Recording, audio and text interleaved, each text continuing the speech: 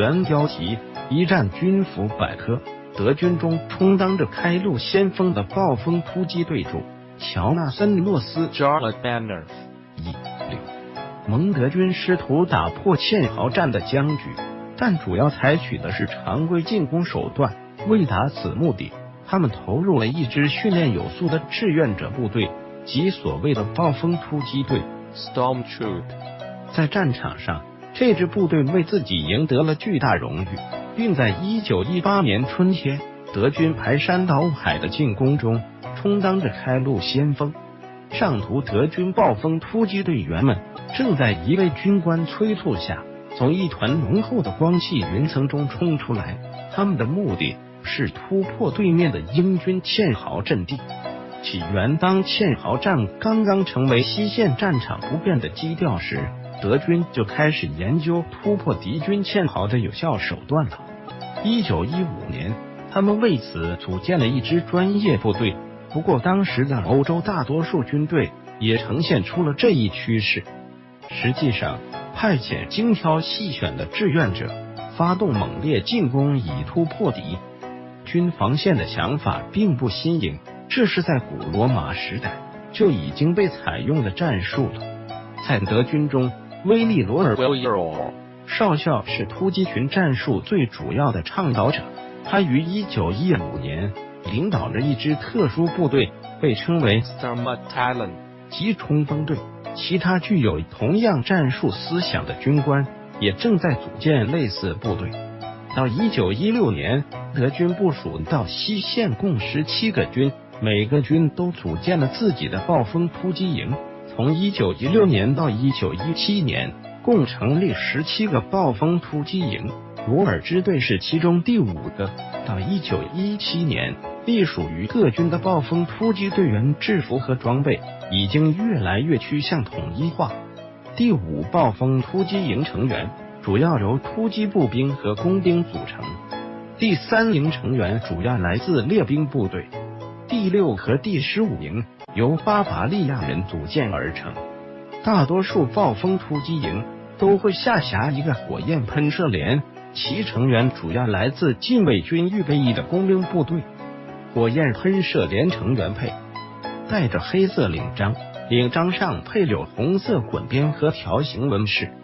从1918年夏天起，他们还将一枚配有骷髅和交叉腿骨图案的徽章缝在了自己的左袖上，骷髅露出了白色牙齿，非常可怕。制服特点：最初突击队员们身穿着原部队的制服，得到进攻命令后，他们就会冲在全军最前方，因此不需要带背包，其大衣被包裹在帐篷帆布里并系在身体上。但是为携带额外的手榴弹，他们通常会挎一个手榴弹袋，还随身带着匕首、棍棒和斧头，以及剪线钳和手枪。值得一提的是，突击队员们通常更喜欢较短的卡宾枪，而非步兵的标准型步枪。他们也更喜欢使用工兵的专用工具，而不是发给步兵的标准挖掘工具。上图一名暴风突击营的2等兵，左图中的突击队员携带着一把 M1822 型绝好铲，右图中的突击队员将额外的手榴弹存放在肩部下方的手榴弹袋中。他们使用的手榴弹大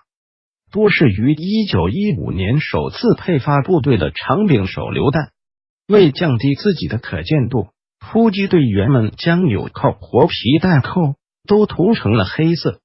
他们穿的长裤也常常被马裤或攀岩马裤，可以用皮带加固，膝盖以下能用扣子系紧所取代，或者在普通长裤的膝盖位置加装皮革衬垫。制服上衣的肘部也加装了皮革衬垫，以增强这个部位的耐磨性。突击队员们通常使用原野灰色、钢灰色或绿色裤子，搭配山地袜或绑腿加靴子。山地部队使用的铆钉靴也在暴风突击营中大受欢迎。与大多数步兵所穿的长筒靴相比，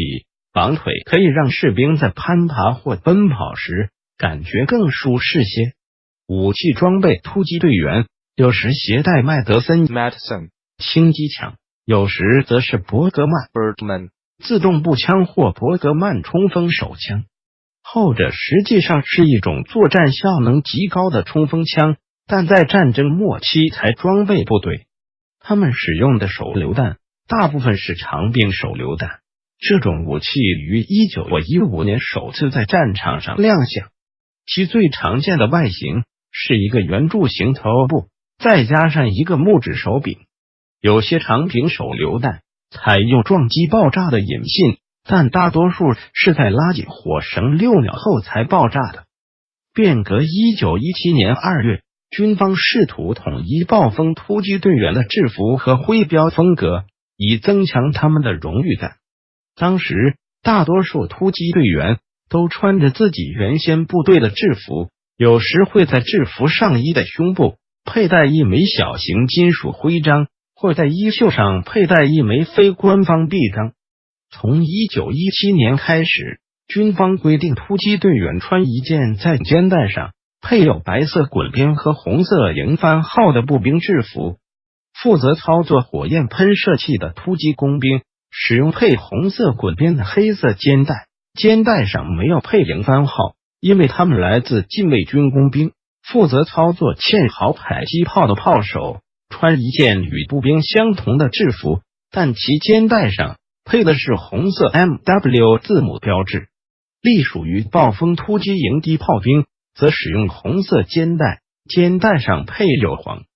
色的燃烧手榴弹标志和黄色营编号。暴风突击营的机枪手在衣袖上方佩戴一枚带机枪图案的臂章，一些专业制弹兵也在他们衣袖上方佩戴一枚带长柄手榴弹图案的臂章。